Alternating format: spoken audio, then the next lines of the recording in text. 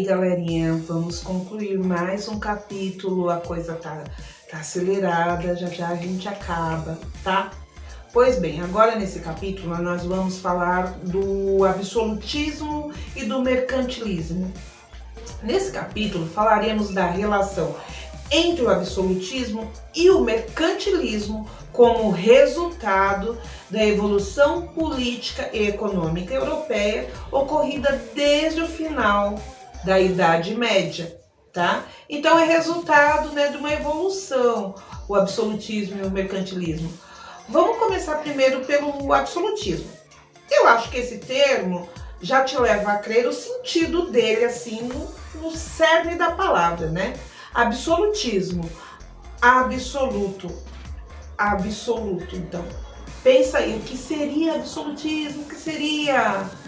Para entender melhor, vamos recordar lá no final da Idade Média, quando os senhores feudais perderam suas forças e a burguesia que estava surgindo, a burguesia desejava que o poder fosse centralizado na mão de um único líder. Então, essa burguesia amadureceu essa ideia e contribuiu, ajudou e trouxe de volta a monarquia, ou seja, o rei volta a reinar. Assim, começaram as disputas entre os estados, nas quais cada reino dependia de uma liderança forte, ou seja, um rei cujas decisões deveriam ser tomadas rapidamente e executadas prontamente por todos. Com a formação dos estados europeus, os soberanos, ou seja, os reis, foram se fortalecendo e ganharam poderes quase que ilimitados. O rei podia quase tudo: decretar leis, arrecadar os impostos de quem bem quisesse, manter um exército permanente, nomear funcionários, submeter a igreja e o estado a ele. Ele poderia, inclusive, dentro da igreja, escolher quem ia ser o papa, o padre, qualquer um lá dos eclesiásticos. Ninguém estava acima do rei, apenas Deus.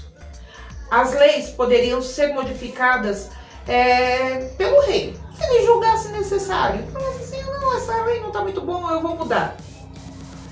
Para ajudá-lo, ele criou esse rei, nós estamos falando do rei, tá? Ele criou um grupo de funcionários, contratou funcionários que eram leais a ele e eram seus olhos ali dentro do reino. Seus olhos e seus ouvidos, né? Eles eram responsáveis por verificar se as pessoas estavam cumprindo o que o rei determinou. Os burgueses haviam se aliado a esses reis desde a formação dos estados nacionais, como eu já falei. Eles aproveitaram dessa amizade para enriquecer ainda mais, pois a aliança que os burgueses fizeram com os reis proporcionou que eles pudessem fazer muitos empréstimos para o Estado. E o Estado quem é? O Estado é o rei. O rei, como forma de agradecimento por esse apoio burguês, concedia a eles títulos de nobreza. Então, aqueles meros burgueses se tornaram grandes nobres. E ser nobre era tudo de bom, gente. Porque naquela época já havia uma nobreza de sangue, de família aristocrática. E não achava a menor graça nesses meros e simples burgueses se tornarem nobres. Então você imagina essas duas nobrezas, a nobreza raiz e os que ganharam títulos viviam em pé de guerra. Só havia uma diferença entre essas duas nobrezas.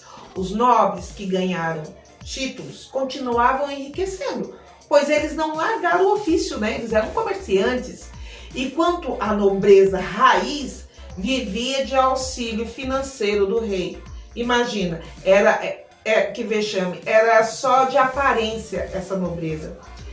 E não haviam só esses conflitos entre os nobres. Haviam conflitos em quase todas as camadas sociais que estavam ali naquela sociedade. Quais eram essas camadas? Os camponeses, os burgueses, o clero, as universidades, cada um com seus direitos e deveres. Vamos concordar? Mais deveres do que direito. Esses grupos formavam o reino, se opunham muito entre si. Eles viviam em conflitos entre si. Então, tá aí o papel do rei, que era considerado um semideus, dominador e bondoso, que zelava pelo seu povo, e os laços de fidelidades com o rei foram aumentando. Outra coisa que aumentou foram as guerras. E aí o espírito patriótico ponderou forte e aumentou, então, esses laços de fidelidade que eu falei. Apesar do absolutismo fazer parte do governo em toda a Europa, elas não eram iguais. Por exemplo, a Inglaterra e a França tinham governo absolutistas, mas não eram exatamente iguais. A Inglaterra tinha um parlamento muito antigo. Parlamento, gente, é um conjunto das assembleias ou das câmaras legislativas nos países, né, regidos por uma constituição, uma cartilha de leis. Lá no parlamento estão as pessoas que irão elaborar as leis para serem seguidas. Porém, com a chegada do Henrique VIII, aquele que havia rompido com a Igreja Católica, lembra? E que deu todo aquele bafafá por causa da questão do casamento, e que rompeu com a igreja e criou sua própria religião, o calvinismo, lá na Inglaterra. Bem, quando ele entrou no poder, ele tratou logo de dissolver o parlamento, que estava lá, gente, desde o século XI. Ele foi o primeiro soberano inglês a governar os estados nos moldes absolutistas. Ele fez uma série de ações que iam contra o que o parlamento determinava. Por isso, ele logo tratou de resolver aquilo, dissolver o parlamento e colocar lá quem ele queria. Depois de ter rompido com o Papa, ele mandou matar todos que eram seus opositores, principalmente os católicos, tá? E manteve o parlamento sob seu controle. Ele fez, então, algumas transformações ali na Inglaterra. Os sucessores do Henrique VIII, ou seja, os que vêm depois dele, foram, primeiro, seu filho Eduardo VI, que morreu muito jovem. Depois de Eduardo, quem tomou conta do reino foram suas duas filhas. Primeiro, a Maria I, chamada de Maria Sanguinária, filha de Catarina de Aragão. Ela era chamada assim porque ela mandou matar muita gente que ia contra ela, principalmente protestantes, tá? Depois da sua morte, ela não teve filhos, veio a Elizabeth, que deu um up na economia inglesa. Na Inglaterra, e ela passou a controlar o parlamento também. A Elizabeth é filha da Ana Bolena, a amante. Então, na Inglaterra, temos o parlamento, mesmo que enfraquecido. Enquanto na França não existe parlamento. Não tem lá, isso lá. Lá o rei mandava em tudo, sem choro. E o Luís XVI é um dos principais reis. Esse se autodeterminava o rei sol. E tudo orbitava ao seu redor. Tudo mesmo. Desde a questão econômica até a questão religiosa. Tudo era como ele determinava. E há de quem o desrespeitasse. Lembra que eu falei que os reis doavam títulos de nobres aos burgueses? Então, na França não tinha disso. A França, quem quisesse esse título de nobre, tinha que comprar. Certo? Outra questão, lá na França, a economia não ia lá muito bem. A fome, os problemas sociais eram gigantes. Mas o rei francês não ligava muito para isso lá não, tá? Haviam muitos protestantes ali, vivendo ali na França. E a economia francesa dependia muito deles, do trabalho deles. Porém, o rei, de forma arbitrária, revogou, ou seja, cancelou uma lei que dava direito aos protestantes em professar sua fé. Ou seja, dava liberdade dos protestantes de realizarem os seus cultos. Depois dessa revogação, ou melhor, cancelamento do Edito de Nantes, que era essa lei, esse povo deu vale, foi embora, saiu de lá. E de lá levou todo o seu dinheiro. Então a economia francesa ficou ruim. Então a diferença da Inglaterra e da França é essa, tá?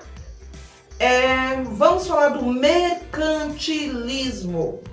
Foi uma prática econômica exercida pelos estados europeus a partir do momento que foram centralizando o poder nas mãos do rei, a fim de garantir o fortalecimento econômico do estado. O mercantilismo, então, é uma prática econômica. Como já foi dito, os estados europeus estavam em constantes conflitos, um contra o outro. E esses conflitos nada mais era do que um jogo de poder. Porque além dos conflitos armados, estavam em uma crescente os conflitos econômicos. Uma guerra econômica mesmo. Era aquilo, quem era mais rico, quem ia conseguir mais ouro, quem ia conseguir vender mais. Tava uma confusão. Cada um queria lá, né?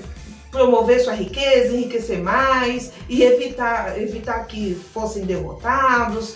Então, para isso, eles eram precisos se armar esquadras, exército, obter munições, navio, armas, pagar funcionários governamentais, pagar os fornecedores do Estado e adquirir matérias-primas para as manufaturas, reduzir os períodos de fome da população, enfim, tornar o Estado forte e independente para fazer frente aos seus inimigos. Então eles queriam se fortalecer. Para fazer tudo isso, eles precisavam de moedas que eram cunhadas ou feitas de ouro e prata. Esses materiais, esses metais eram muito importantes para a economia do Estado. Porém, os metais preciosos estavam cada vez menos na Europa, né? E ninguém queria gastar o que tinha. Procuravam evitar a saída ao máximo desses metais preciosos do seu país. Eles buscavam formas de encontrar esses metais preciosos em outros locais. Essa prática de querer metais preciosos, ouro, prata, ficou chamado de metalismo. Marca aí, metalismo. Outra prática que eles estavam fazendo também era vender mais seu produto para o estrangeiro, ou seja, exportar e comprar menos, ou seja, importar coisas para o seu país, entendeu?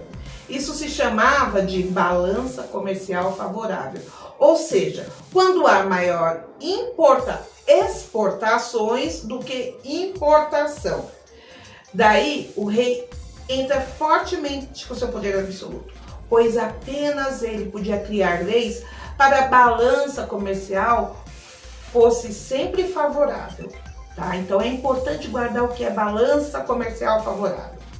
Esses meios eram chamados de protecionismo, onde o rei criava leis que faziam com que as moedas permanecessem em seu território. Os produtos manufaturados, feitos por outros países, sofriam restrições para entrar no reino. Sim, o rei determinava quanto e quando os seus comerciantes, súditos, povos, poderiam comprar de um outro país. Porque para eles, se as contas fossem feitas fora dos seus reinos, as moedas também sairiam e também desfavorecia a manufatura local. Ou seja, os produtos feitos dentro do seu reino tinham que atender a todos, assim evitando que as pessoas buscassem produtos em outros lugares. Entendeu? Tudo isso é a balança comercial favorável. Ele também controlava a venda para outros países de produtos agrícolas como matéria-prima, porque poderia prejudicar as manufaturas locais. Ou seja, quando eles precisassem de matéria-prima, não teriam muitas. Assim, entendam, quanto mais matéria-prima ficasse no reino, a possibilidade de produzir um produto o tornava mais barato. E com isso, ele conseguiria um menor preço para exportá-lo e derrubava a concorrência. Tudo estratégia econômica. Vale lembrar que nesse período, vários países europeus já haviam colonizado algumas partes da América, por exemplo. E essas colônias eram importantes tanto para fornecer matéria-prima, que tinha abundância, aqui no Brasil a gente sabe, e também metais preciosos.